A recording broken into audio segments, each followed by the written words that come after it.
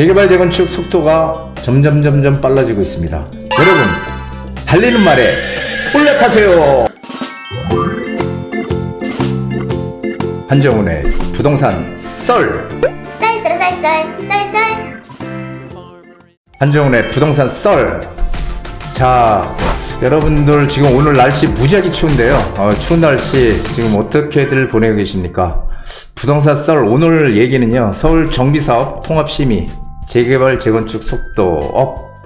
좀 뭔가 조금 긍정적인 얘기들이 나오는 것 같습니다. 오늘 이 재개발 재건축에 대한 얘기 잠깐 썰에서 풀어보기로 하죠. 자, 그 전에요, 올해 1월 31일 마지막 날이죠. 1월 31일 설 전에 이제 마지막 1월 31일 마지막 날에 세미나를 개최합니다. 자, 오후 2시부터 5시까지 3시간 동안 진행을 하는데요. 주제는요, 서울시 재개발 재건축 가속화 전격 시행, 우리의 대응 전략입니다. 항상 투자에는 맞춤 전략이 있어야 되거든요. 그냥 무조건 뭐 어디가 괜찮으니까 투자해라 이게 아니고요.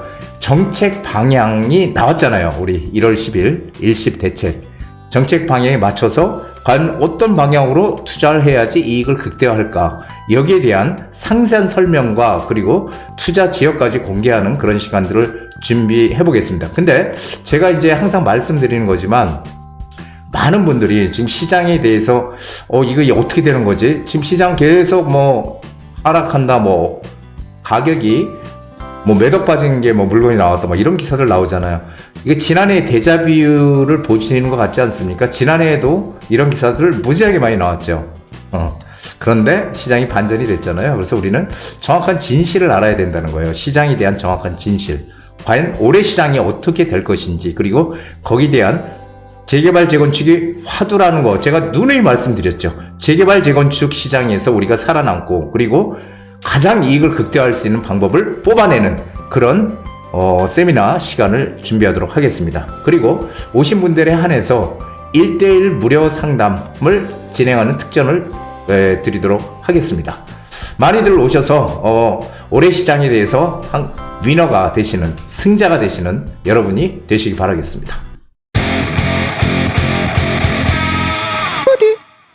자, 서울시 정비사업 통합심의 재개발 재건축 속도가 지금 계속 높아지고 있다, 속도가 빨라지고 있다, 이런 기사인데요. 자, 1월 10일 부동산 대책이 나왔죠. 그 부동산 대책이 나오면서 시장이 어떻게 좀 변한 거 느끼십니까? 못 느끼신다고요? 아마 못 느끼실 거예요. 지금 아직까지는 일십 대책이라는 상당히 큰 대책이 나왔는데도 불구하고 시장은 조금 좀 조용한 그런 가운데, 정중동이라고 할까요? 이런 가운데 지금 2월을 맞이하고 있습니다.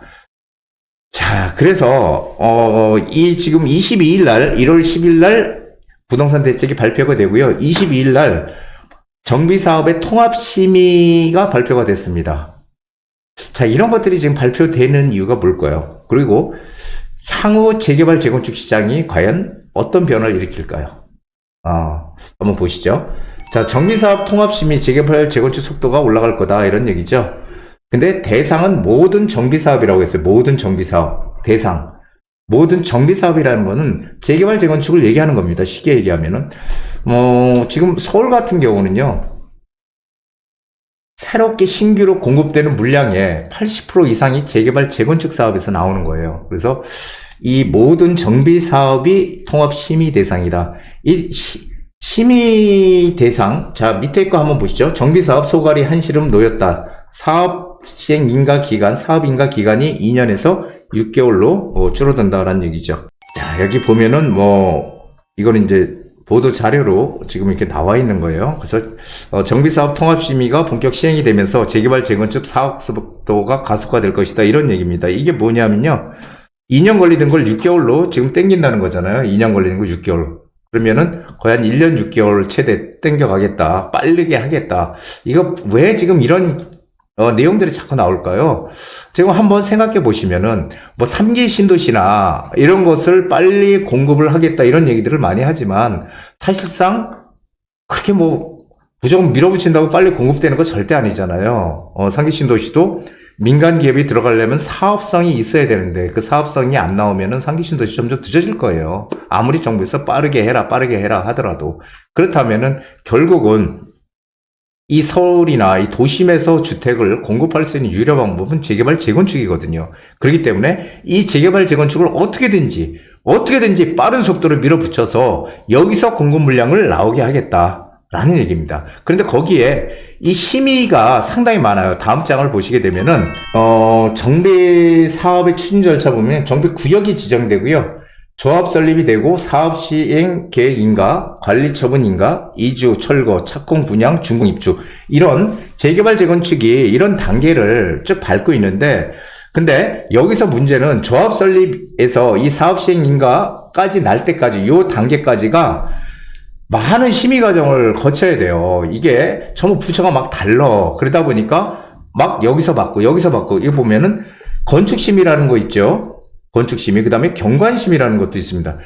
교통영향평가도 있고요. 환경영향평가, 교육영향평가, 뭐 다양하게 많아요. 이게 각자 각 다른 분야에서 기관에서 이 사업 인가를 내주기 때문에 심의를 해야 되기 때문에 이게 막 흩어져 있었는데 이걸 하나로 절차를 단순하게 해서 한 군데서 무조건 다 빠르게 심의를 하겠다. 이게 이제 통합심의라는 거예요. 이게 이제 본격화되는 거죠. 그래서 이게 원래 통합심의를 하는데 이 심의를 뭐 환경영향평가, 교통영향평가 뭐 이런 것들을 할 때 보통 2년 이상 걸렸는데 이것을 6개월로 땡기겠다 이거죠. 상당히 지금 빨리 땡기겠다라는 얘기를 지금 하고 있습니다. 그래서 보면은 뭐 여기 다 나와 있죠. 그래서 조합 설립에서 사업 시행 인가 단계까지 이 기간에 이 뭐 심의를 통합심의로 해서 하나로 해가지고 6개월 만에 끝내겠다.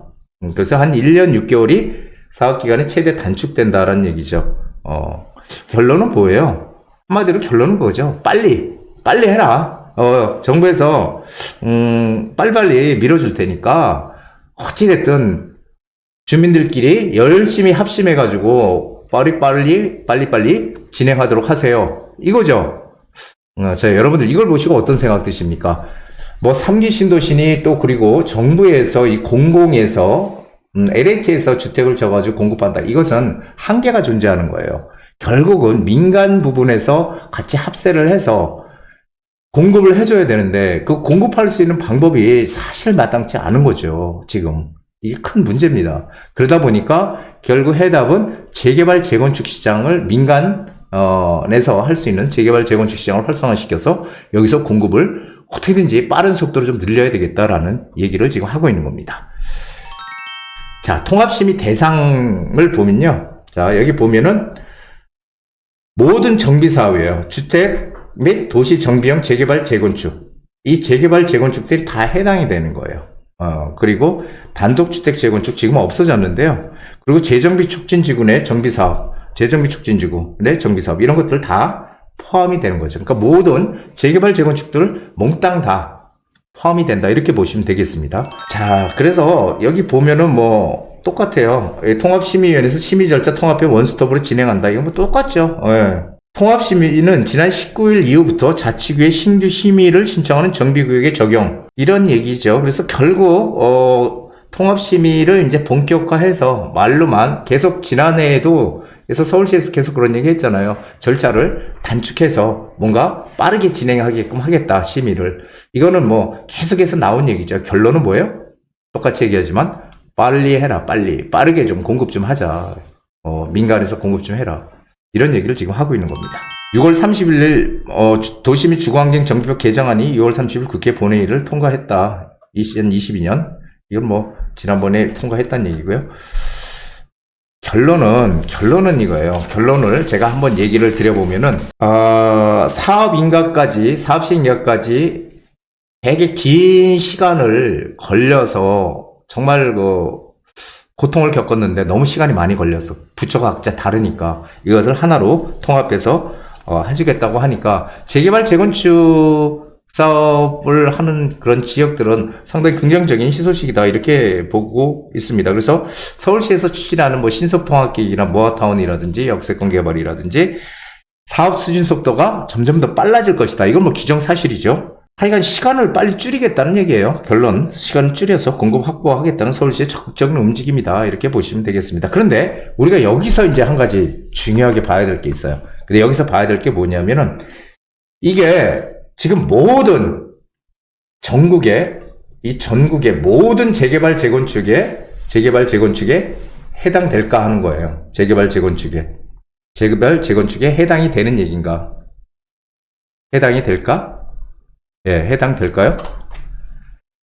전국 재개발 재건축에 해당이 되는 건 맞는데, 맞아요. 근데 반은 해당이 안 된다는 얘기예요. 또 달리 얘기하면 이게 무슨 얘기냐면요.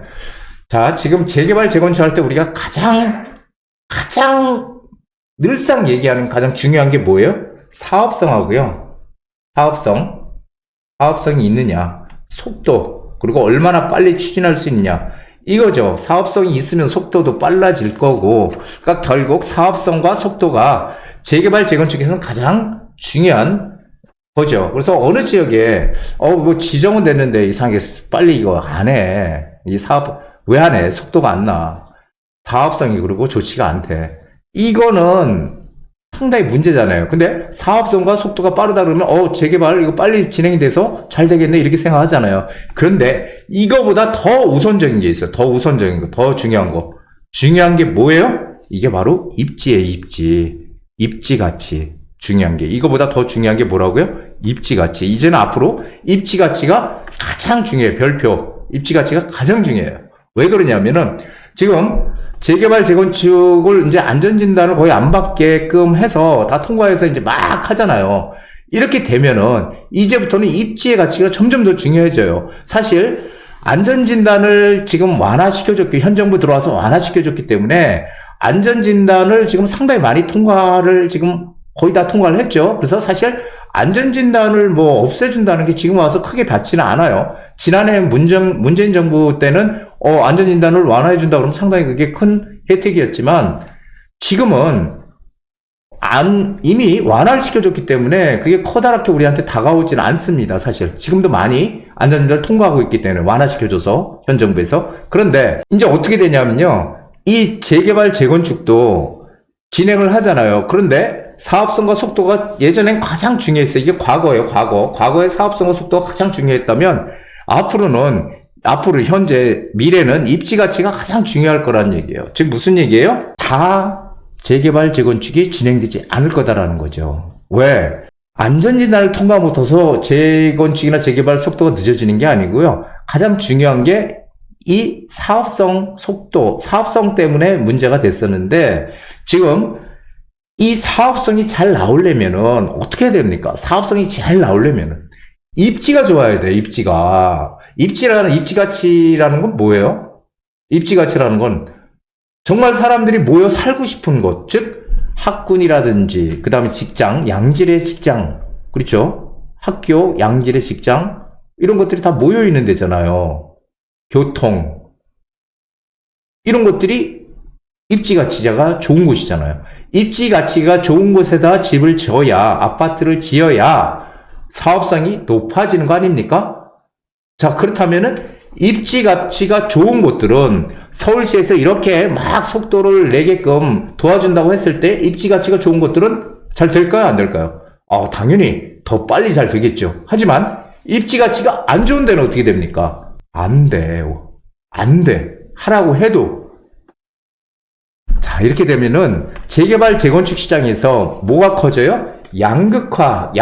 재개발 재건축에도 어떤 지역은 입지가 좋고 사업성이 좋아서 잘 되는데 어떤 지역은 안 돼. 아무리 정부에서 뭘 하라고 해도. 왜? 사업성도 안 좋아. 입지가 안 좋으니까 사업성도 안 좋아. 그래서 양극화가 훨씬 더 커질 거다라는 얘기를 제가 드리는 겁니다. 그런데 문제는 뭐냐면은 제가 어저께도 그런 얘기를 들었었는데요. 이 재개발 지역이나 재건축 지역이나 이 공통이거든요. 이 입지 가치, 즉 사업성이 좋은 지역들은 재개발을 할 거고요. 지금 서울 같은 경우도 뭐 신석통합계획이다, 모아타운이다 얼마나 많이 지금 지정을 해놨습니까? 하지만 거기가 다 될 거라고 믿는 분은 없으시죠? 설마 다 될 거라고 믿으시는 분이 있어요? 아니에요. 거기서 될 것만 된다는 게 중요한 거죠. 그 될 곳만 우리가 투자를 해야 된다는 건데, 재개발, 재건축 똑같이 진행이 되는데, 제가 예전에 참 많이 말씀드렸는데, 이런 얘기들 많이 하세요. 재개발하는 지역에서 대지 지분이 6평 이상이 돼야지 아파트를 받을 수 있지, 6평 이하가 되면은 현금 청산된다, 이런 얘기를 제가 최근에 또 들었습니다. 제가 이 얘기를 예전엔 정말 무서하게 많이 들었어. 제가 여태까지 부동산 하면서 한 10,000번은 들은 것 같아요. 그럴 때마다 아니라고 말씀드렸죠. 재개발에서 가장 큰 원칙은요, 한 평만 있어도 너는 아파트를 받을 수 있는 게 가장 기본 원칙이에요. 거기에 또 여러 가지 예외 사항이 있긴 하지만 가장 기본 원칙은 한 평만 있어도 받을 수 있는 거지, 6평 이상이 돼야 된다, 이런 거 없습니다. 이런 거는 말도 안 되는 얘기니까요. 이런 건 그냥 넘겨버리시기 바라요. 이거 예전에 부동산 하시는 분들이 많이 6평 이상 돼야 된다, 이런 얘기를 많이 했던 기억이 있습니다. 그런데 말도 안 되는 얘기라고 넘어가시면 됩니다. 그리고 사실 재개발 시장에서 가장 중요한 거는 감정평가를 해서 할 때 감정평가가 높게 나오는 것과 작게 나오는 거 있잖아요. 그런 것들. 그런 것을 우리가 구분을 해서 감정평가가 높게 나올 수 있는 것들, 이런 것들을 우리가 사야 되는데, 그거 제가 유튜브에도 다 올려놨어요. 그리고 재건축 사업성을 알 수 있는 방법, 재건축에서 가장 중요한 게 사업성이잖아요. 일단 입지는 다들 아시죠? 입지는 서울에서 가장 중요한 입지를 가지고 있는 데가 어디예요?